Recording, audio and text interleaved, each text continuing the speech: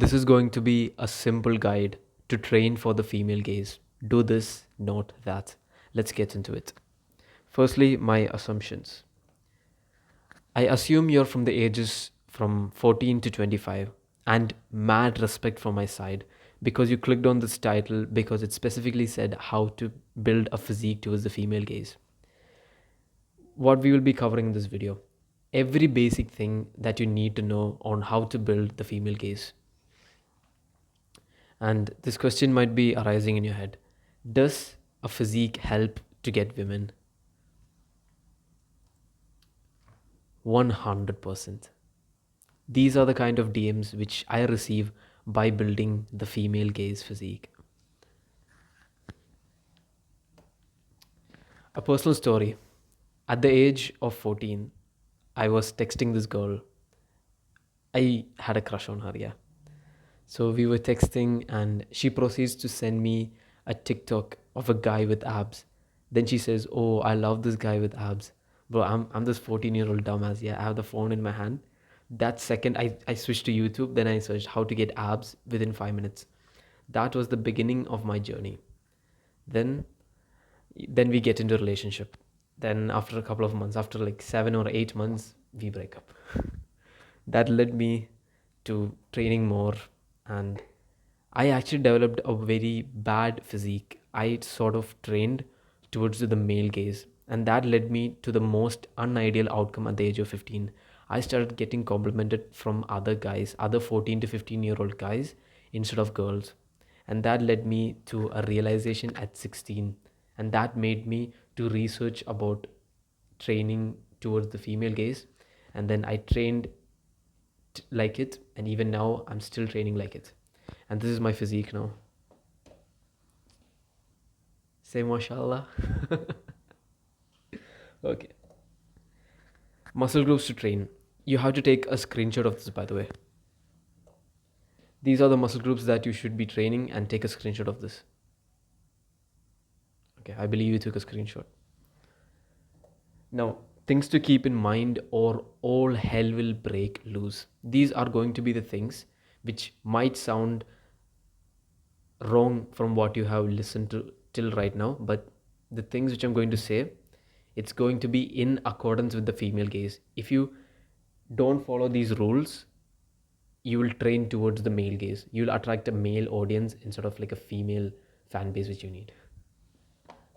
So we will not be overtraining, we will not be training our front delts, because our front delts are already trained from most of the pushing movements.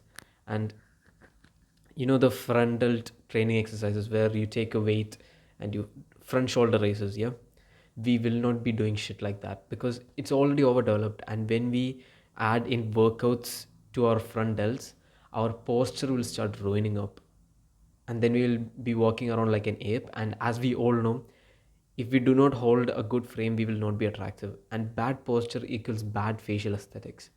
Your face will not come forward, it will start recessing and shit like that. So we will not be training our front delts whatsoever. Then, no overdeveloping triceps. Why? Because triceps are one of those muscle groups which is highly repelling to women. If you overdevelop them, it's highly repelling. Because I don't know if you have seen this, but when bodybuilders relax their arms, there's like this saggy titty looking triceps, and that's highly repelling to women. Then there is, we train like off season athletes, not off season bodybuilders.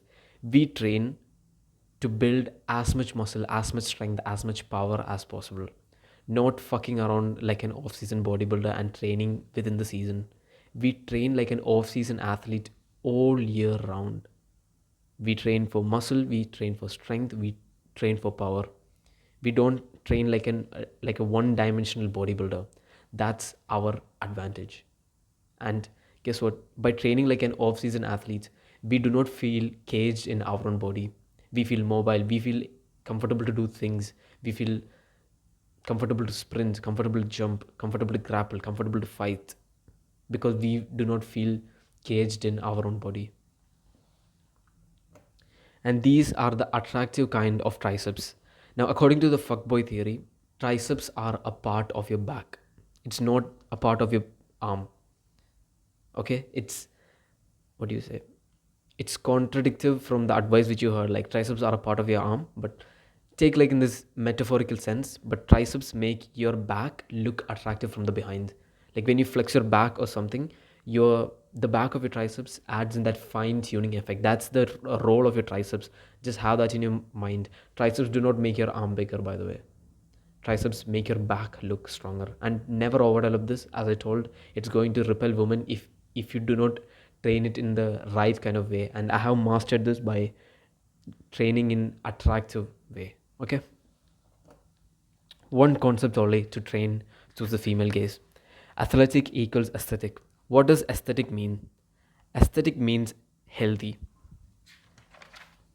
Healthy in the sense, if a person is healthy, he is attractive. I mean, do you think a person with full of acne and a flabby stomach with heart disease is going to be attractive? No, it's not aesthetic. When you are healthy, you become aesthetic, and when you are aesthetic, you become more attractive. That's how this works.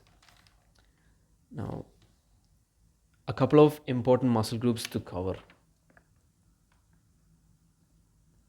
Take a screenshot of this as well. We will be covering our neck, shoulders, upper back, glutes, and abs. These are sort of the fundamental muscle groups. They are fundamental towards athleticism as well as attraction. This is the neck muscle group. You can see the difference here, right? Bigger neck means bigger testosterone. Bigger neck means better testosterone. Better testosterone means he is a healthy male. And a healthy male, as I told, is aesthetic, which is attractive. Now, you can train your neck safely. You don't have to worry. Now, to train your neck, you necessarily do not have to use weights. Me personally, I use my hands. I use the pressure from my hands. I keep both of my hands like this, yeah. Then I do neck extensions, neck curls, and lateral neck flexion. For lateral neck flexion, I keep my hands like this, and then I do lateral neck flexion. So for the extensions and curls, you can do like this: extensions. It's the curls, like you keep your hands on the back. Then you have lateral neck flexion. You get what I mean, yeah?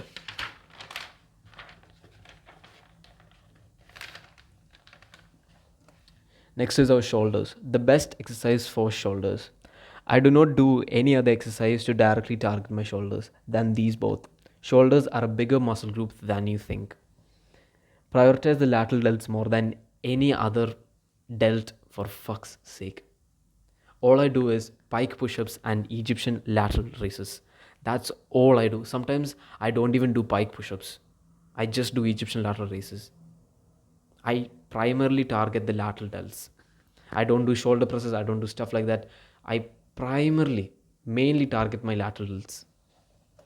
And this is how my shoulder looks. As you can see, my lateral delts is very, very overdeveloped. It's overdeveloped than my biceps. It's overdeveloped than my triceps. My lateral delts stands out, and that is highly attractive to the female gaze. And by the way, just so you know, when you ask a woman what do you find attractive in a man physically, sometimes she would say, oh, big arms, and we misinterpret it for big triceps or big something. When women say they love big arms, they refer to the roundness. They refer to the separation between the shoulders and the biceps and the triceps. That's what they refer to. They don't refer the triceps, bro. What the fuck? If your rear delts are lacking like crazy, okay, look, for our shoulders, the lateral delts is primary. But sometimes when we do the side chest pose or something, like, the female gaze is not attracted to posing and shit. All they know is the front double bicep or front single bicep. So that's all they know. They don't know these flexing poses. But just in case, when you do the side chest, and when you see that the back of your triceps, the rear delts, if it's highly lacking, if it's like flat or something, then it's going to affect your aesthetic. But if you overtrain your lateral delts, yeah, it's going to match up. But this is for the fine tuning effect, training your rear delts. Like 99% of the time, it's not flat. There is like a little bulge. You have to increase that bulge. Like you have to increase your rear delts. The best exercises that you can do is hip hugs if you have weights, And Hindu push-ups. If you do not have weights, if you do not go to the gym, you can do Hindu push-ups at home. Personally, I spam Hindu push-ups. Like a couple of months back, I spammed Hindu push-ups. Nowadays, I don't do Hindu push-ups that much. All I do is focus on training my lateral delts. And next is the upper back. I only do wide grip pull-ups. I don't even do rows. Trust me, and this is how my back looks like. You can see the V taper, quite literally. This is the only exercise you really need to be doing. And just so if you go to a gym or something, and if you have weights, you can add weights to wide grip pull-ups and it will develop your upper back. By the way, don't focus on training your lower back. If you start training your lower back, your midsection, your waist will start widening and it will completely ruin the aesthetic. Then we have the glutes. To train our glutes, okay, just so you know, training glutes is not gay. You have to look thick as a man. Imagine having flat glutes, bro. And just so you know, this is the only muscle group which both men and women find attractive, the glutes. So you have to be looking like a strong man by training your glutes. So here are the exercises. For home workout, you can do frog thrusts. This will directly target your glutes and your hamstrings. Then if you go to the gym, you can do hip thrusts. And you can overload hip thrusts, overload the weights on the hip thrusts like crazy.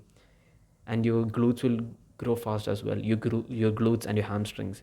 And you can add in so much weight to the bar to the point that it's bending. How sick is that? Hip thrusts are one of the fundamental exercises to grow your glutes, and most of the athletes know that glutes are like a very strong powerhouse for athleticism as well. Sprinters train it, MMA fighters train it. Then why the fuck? Who's stopping you, bro? Train your glutes, look like a strong man. Fuck what other males think. We think what the women think. We train for love and relationship, not applause from other men. We don't swing that way. We are not gay, bro. Like what the fuck, man? We train for compliments from women. We train for love and attraction. Yeah. No flat ass, strong ass. We need to look thick and strong as men. Yeah. Okay. Now abs. You can do a couple of exercises for aesthetic looking lower abs. Look, our first upper four pack abs, it can be developed by any standard weightlifting program. But then the lower two abs, that's what is going to add in the fine tuning effect. Also the veins to the Adonis belt. The V line, yeah, it's called the Adonis belt. And when you train your lower abs, it adds the veins to it. It's not the body fat percent. Okay, body fat percent also matters. Oh yeah, just so you know, you need to be around 10 to 12 body fat percent to get those visible, very visible abs in like normal lighting conditioning. And plus, if you add in training your lower abs like crazy, you'll get those veins on your Adonis belt, which is highly appealing to the female gaze. And training your lower abs is very strong too. It's very strong looking. It's fine tuning effect towards your abs. And here are three exercises which you can do: hanging leg raises, and normal planks. Personally, I do just these. And another side point, I only train lower abs. It's been years since I've directly trained my upper four pack abs. It's been years since I've done crunches. It's been years since I've done sit ups. All I do is leg raises and planks. Genuinely, that's all I do, and that's all you specifically need. Then, as a side note, if you need, and it, not if you need, you should need a smaller waist. And to get a smaller waist, you need to be training your transverse abs. Your transverse abs is inside your main six abdominal muscles. You get what I mean? Yeah. You have to train that to get a smaller waist. Now, the old school bodybuilders, they used to do vacuums, stomach vacuums, to get their waist smaller over time. And this is something which you can do in your free time. Like when you're brushing your teeth or something, me personally, when I brush my teeth or something, I just randomly do like a stomach vacuum. And I personally think that you can do that in certain gaps of your day.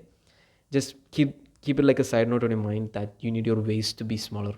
So you have to be training your transverse abs. So just do stomach vacuums to get a smaller waist over time. And trust me, it will take a long period of time. It's not like an overnight fix. 4 foundational exercises. Take a screenshot of this as well, because these are the exercises which you need to be doing in order to be mobile, in order to be athletic, in order to be aesthetic, and in order to be attractive to the female gaze. These 4 foundational exercises is basically what all you need as a beginner. Get started with this. Take a screenshot of this. Get started with it. Okay? And since you've sticked around till here, I have a free workout program for you, which is the second link in the description. So no excuses. It's for both home workout and gym as well. So if you have access to the gym, if you have access to the local gym, you can use that same workout program to train towards the ideal female gaze. Or if you cannot go to the gym, you can train at home. Me personally, I have never went to a gym in my entire life. My physique is completely built at home. Subscribe to be a part of this brotherhood. And if you want more education from this hot 17-year-old teacher, become simply the all rounder. Goodbye.